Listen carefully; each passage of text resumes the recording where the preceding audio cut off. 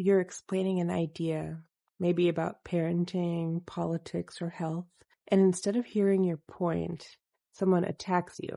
You don't have a college degree, so your opinion doesn't count. You sound like a conspiracy theorist. Of course you'd say that. You're one of them. That's ad hominem, Latin for to the person. It's when someone attacks the messenger instead of the message. It's one of the oldest tricks in rhetoric. Because if someone can discredit you, they never have to wrestle with what you said.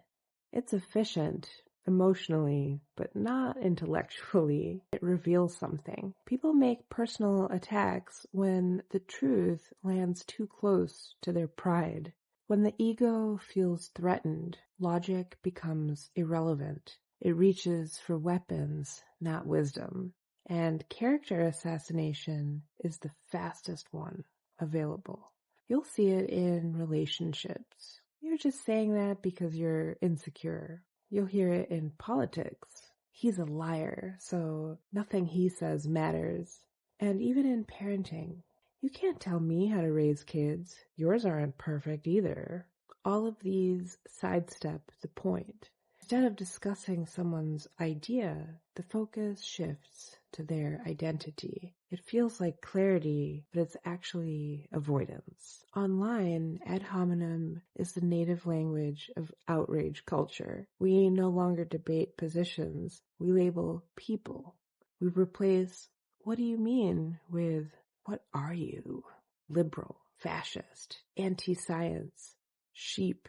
Once labeled, no more listening is required. And that's how reasoning dies, one insult at a time. The philosopher Seneca said, "The insult comes not from the words, but from the interpretation we give them." So when we react to attack with attack, we enter the same fog of ego. When we pause and ask, is there a question hiding beneath their anger? We shift from defending ourselves to understanding what they can't yet face.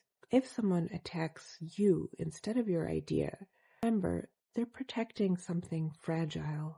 You don't have to join the battle. You can stay calm, hold your ground, and gently steer back to substance. I understand this topic brings strong feelings, but can we focus on the idea itself? Or if you realize you've crossed that line and attacked someone personally, you can always backtrack gracefully. Say something like, "That was unfair of me. I reacted to you, not to your point. Let's go back to what you were actually saying." That kind of humility restores connection faster than any argument ever could. Sometimes the other person can't escape the clutch of their ego. When you sense that, it's kinder and wiser to step back than to push forward. Some people can't meet the truth without first feeling safe, and that's not something you can force. In those moments, preserve your peace. Clarity doesn't need conquest. If you catch yourself doing it, pause and ask, am I attacking the person because I can't refute the point? That's how we move from ego to evidence, from defense to dialogue.